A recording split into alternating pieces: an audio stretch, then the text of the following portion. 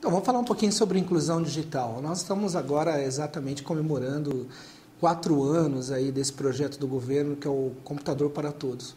Isso foi uma iniciativa fantástica do governo, né?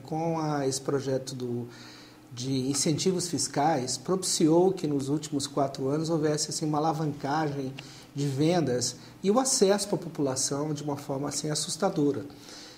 Agora, por que isso aconteceu? Primeiro, porque os softwares melhoraram, a qualidade dos hardwares também melhoraram, mas o grande incentivo era o incentivo do ponto de vista econômico, e justamente era a parte do incentivo fiscal.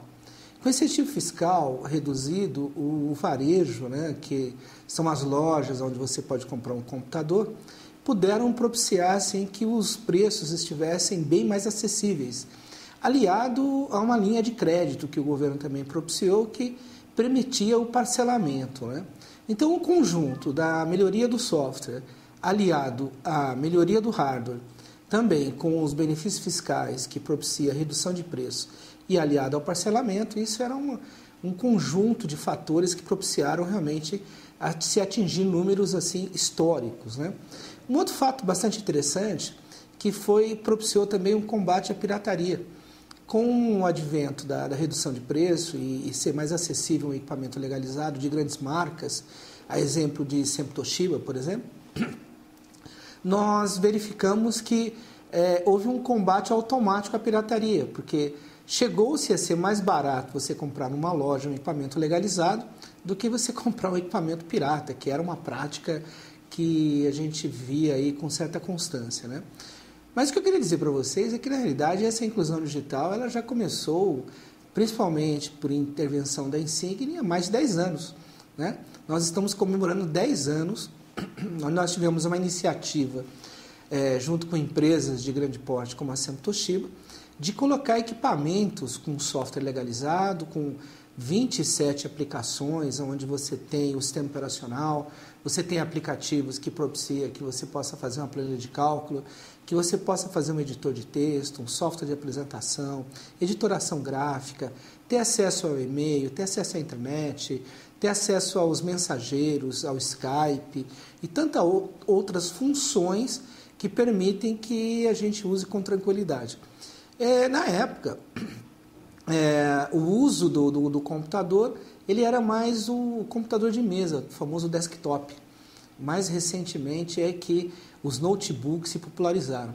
Agora eu queria passar alguns números para vocês que talvez ainda não seja de conhecimento de todos, né? Apesar de que a gente tem divulgado bastante, porque é um orgulho, principalmente para a Insigne. Esse ano, agora, finalizando 2009, nós conseguimos concluir, atingir a meta de 3 milhões de computadores que saíram embarcados oficialmente com a Insigne. Isso é ao longo de uma história de 10 anos, né? Com a própria Sempre Toshiba, nós estamos comemorando 10 anos de parceria, né? E esses 3 milhões foram conquistados de uma forma muito interessante.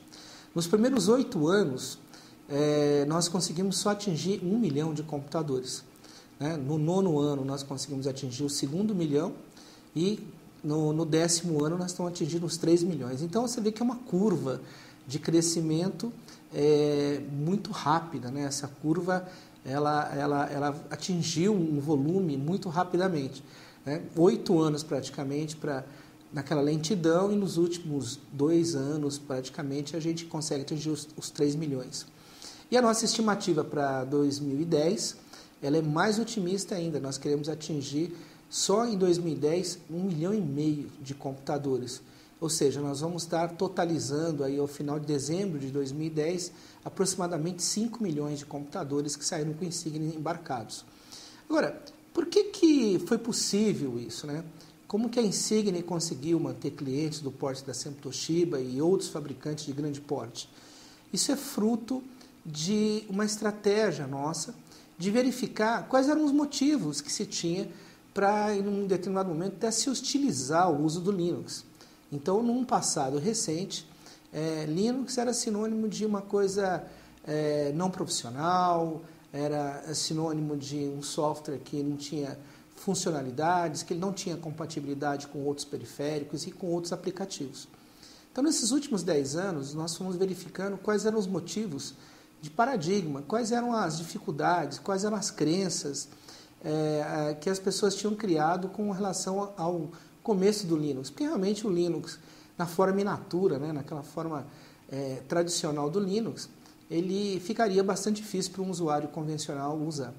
Então nós percebemos que nós teríamos que dar uma cara gráfica, né, tinha que dar uma roupagem nova para que as pessoas se sentissem mais tranquilos, que para um usuário que não fosse especializado em informática pudesse usar esses equipamentos.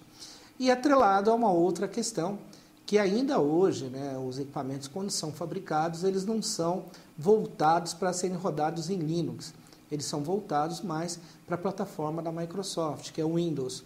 Então a Insigne também, nesses últimos 10 anos, teve um papel fundamental em adequar esses equipamentos, né, ou seja, criar ferramentas no nosso software, que é o Insigne, para que esses equipamentos fossem 100% funcionais.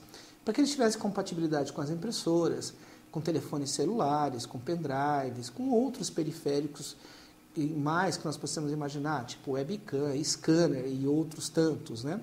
Outra coisa importante que nós percebemos também é que haveria necessidade de um esclarecimento sobre a utilização do Linux. Porque apesar que a gente acha que a plataforma Microsoft já é uma plataforma que todo mundo sabe usar, a gente vê que ainda tem muitos centros de treinamento, muita escola de informática ensinando a usar ainda sistema operacional, ensinando a usar o planilha de cálculo. E o que nós percebemos também é que esse novo público que pôde ter acesso à informática, né, que foram inclusos digitalmente, eles tinham pouco conhecimento sobre informática no geral. Então a Insigne, no ano 2009, ela também inovou, investiu e saiu na frente, disponibilizando gratuitamente um treinamento online. Então nós temos percebido assim que inúmeras pessoas diariamente acessam o site da Insigne para ter acesso a esse curso online gratuito.